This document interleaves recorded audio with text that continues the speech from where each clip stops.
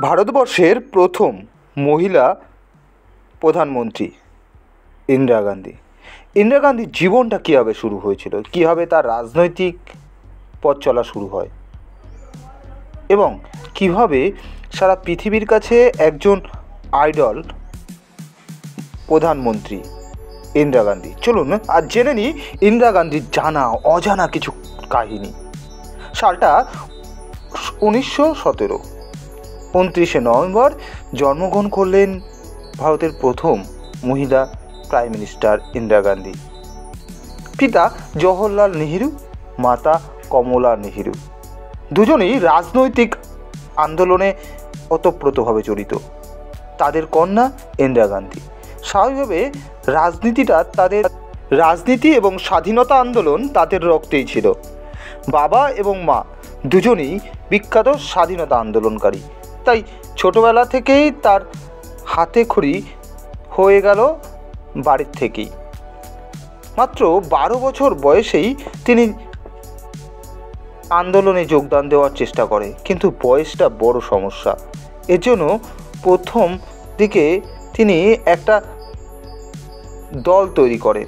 যখন অসহযোগ আন্দোলন চলছিল, তখন সেই সময় সমস্ত অসহযোগী আন্দোলন, যারা সত্যাগ্রহী আন্দোলনে অংশগ্রহণ করেছিল, তাদেরকে খাবার এবং বিভিন্ন ধরনের সাহায্য করত। পড়াশোনা শুরু হয় দিল্লিতে, এরপর এলাহাবাদ। তবে পড়াশোনার জন্য বিভিন্ন জায়গায় তাকে ঘুরে বেড়াতে হয়েছে। বোম্বাই থেকে প্রথমে ম্যাট্রিকুলাস পাস করে, এরপর বাবার ইচ্ছে মতন চলে আসে বিশ্বভারতীতে। জওহরলাল নেহেরু চেয়েছিলেন তার মেয়ে যেন কবিগুরু রবীন্দ্রনাথের সংস্পর্শে থেকে একজন আদর্শ মানুষ হতে পারে। এইভাবেই তার শান্তিনিকেতনে আসা। শান্তিনিকেতনে এসে পড়াশোনা শুরু করে এবং বিভিন্ন ধরনের সাংস্কৃতিক চিন্তাভাবনা তৈরি হয়। রবীন্দ্রনাথ ঠাকুরের খুব প্রিয় মানুষ ছিল ইন্দিরা গান্ধী। রবীন্দ্রনাথ ঠাকুর প্রথম তাকে প্রিয়দর্শিনী বলেছিলেন, তার থেকে তার নাম প্রিয়দর্শিনী। এরপর সেখান থেকে হঠাৎ তার মাতা কমলা দেবীর শরীর খারাপ হয়। সেখান থেকে তাকে চলে যেতে হয় সুইজারল্যান্ড। সালটা ছিল 1936 খ্রিস্টাব্দে। এই সময় মা মারা গেলেন। এরপর পড়াশোনার জন্য তিনি অক্সফোর্ডে যান, কিন্তু অক্সফোর্ডে যাওয়ার পর অক্সফোর্ডে পড়াশোনার এক বিঘ্ন ঘটে। এই সময় দ্বিতীয় বিশ্বযুদ্ধ। এই যুদ্ধ চলাকালীন তাকে পড়াশোনা ছাড়তে হলো। বাবা মা দুজনেরই আবদারে তাকে দেশে ফিরে আসার কথা বলা হলো, কিন্তু দ্বিতীয় বিশ্বযুদ্ধ চলাকালীন দেশে আর ফিরতে পারলেন না। এই পরিস্থিতিতে লন্ডনেই তিনি থেকে গেলেন। বিশ্বযুদ্ধ শেষ 1942। তখন ভারত ছাড়ো আন্দোলন। দেশে ফিরেই তিনি ভারত ছাড়ো আন্দোলনে অংশগ্রহণ করেন এবং অনেকটা এগিয়ে যান স্বাধীনতা আন্দোলনের দিকে। এরপর অক্সফোর্ডে থাকাকালীন তার সঙ্গে পরিচয় হয় ফিরোজ গান্ধী। ফিরোজ গান্ধীর সঙ্গে সাক্ষাৎ হয় এবং জড়িয়ে পড়ে ভালোবাসায়। জওহরলাল নেহেরু এই সম্পর্কটাকে মেনে নিতে পারেনি। ধর্মীয় কারণ এবং অন্য জাতির জন্য তিনি এই সম্পর্কটা না মানার জন্য গান্ধীজিকেও অনেক অনুরোধ করেছিলেন। শেষ পর্যন্ত জওহরলাল নেহেরু তার মেয়ে এবং তার মেয়ের জামাইকে মেনে নেয়। এভাবেই তাদের 4 হাত এক করে নেওয়া হয়। এরপর 1947 সালে ভারত স্বাধীন হয়। বাবা হলেন প্রথম প্রাইম মিনিস্টার ভারতবর্ষের। সেই সূত্রেই তিনিও কিন্তু স্বাধীনতা এবং পরবর্তী সময় রাজনীতিতে আসেন। তিনি বিভিন্ন দেশে ঘুরে বেড়ান এবং সামাজিকমূলক কাজকর্ম এবং দেশের বিদেশের বিভিন্ন ধরনের সমস্যা তিনি স্বচক্ষে দেখেন। যেহেতু বাবা প্রধানমন্ত্রী, তাই দেশ শাসনের বিভিন্ন বিষয়গুলো তার রপ্ত করতে খুব একটা সময় হয়নি। সালটা 1955।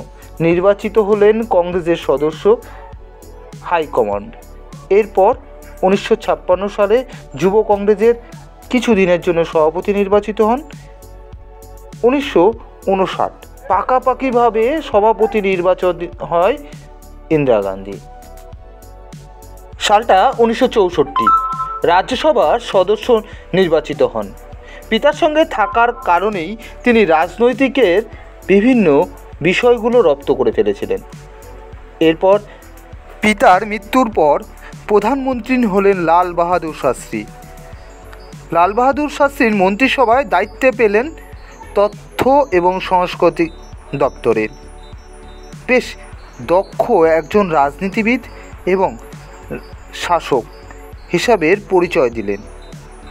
এই সময় 1966 সাল হঠাৎ লাল বাহাদুর শাস্ত্রী মারা যান। মোরারজি দেশাইয়ের সঙ্গে বিপুলভাবে কন্টেস্ট হয়। তখন ইন্দিরা গান্ধী অনেক ভোটে জয়লাভ করে ভারতের প্রথম মহিলা প্রধানমন্ত্রী হলেন ইন্দিরা গান্ধী। লৌহ মানবী এমন একটি প্রাইম মিনিস্টার যারা সারা পৃথিবীকে একটি দৃষ্টান্ত রেখে গেল। এরপর আর পিছনে তাকাতে হয়নি। 1967 থেকে 77 11 বছর তিনি ছিলেন ভারতের প্রধানমন্ত্রী। এরকম প্রধানমন্ত্রী খুব কমই দেখা গেছে। তিনি আন্তর্জাতিক রাজনীতিতে বেশ দক্ষ ছিলেন। তিনি চীন, সোভিয়েত রাশিয়া ইত্যাদি দেশগুলোর যুদ্ধ থেকে নিজেদেরকে সুরক্ষিত রেখেছিলেন। দেশের বিভিন্ন সমস্যার সমাধান করেছিলেন। বিভিন্ন রকমের দাঙ্গা পরিস্থিতিতে তিনি কঠোর হাতে দমন করেন। এই সময় পাঞ্জাবে একটি ভয়ানক দাঙ্গা চলছিল। সেই দাঙ্গাকে তিনি নিজের হাতে সেটিকে দমন করেন। এই সময় তার পুত্র সঞ্জয় গান্ধী হঠাৎ বিমান দুর্ঘটনায় মারা যান। এবার তিনি বেশ ভেঙে পড়েন। দেশে হঠাৎ জরুরি ব্যবস্থা জারি করে দেশকে শান্ত করার চেষ্টা। 1977 সালে তিনি এই পরিস্থিতির জন্য পরাজিত হন। এরপর 1980 আবার প্রাইম মিনিস্টার হলেন ইন্দিরা গান্ধী। কঠোর ধীরতার সঙ্গে তিনি তার দেশ শাসন করেছিলেন। এই সময় আসাম, পাঞ্জাব বিভিন্ন স্থানে দাঙ্গা চলছিল।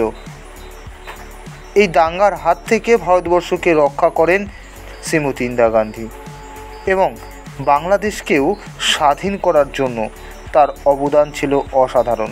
1971 সালে বাংলাদেশকে যেভাবে স্বাধীন করার জন্য তার চেষ্টা ছিল সেটা বাংলাদেশ অকপটে মেনে নেয়। তাকে ভারতরত্নে, এমনকি সারা পৃথিবীতে এমন দৃষ্টান্ত প্রধানমন্ত্রী খুব কম আছে। তাই কয়েকবার নোবেল শান্তি পুরস্কারের জন্য তিনি মনোনীত হন। এভাবেই তিনি সারা দেশের কাছে একটি আলাদা নজির তৈরি করে রাখলেন। শিখদের দমন করার সময় তাদেরকে ভালোভাবে দেখেনি শিখরা, তাই তার দেহরক্ষী হাতেই তাকে গুলিবিদ্ধ হয়ে মৃত্যুবরণ করতে হয়। প্রিয়দর্শী সিং তার দেহরক্ষী ছিল। হঠাৎ দেহরক্ষীর গুলিতে আহত হয়ে চলে যান আমাদের প্রিয় প্রধানমন্ত্রী ইন্দিরা গান্ধী। সালটা ছিল 1984, 31 অক্টোবর বুধবার এই ঘটনা ঘটেন।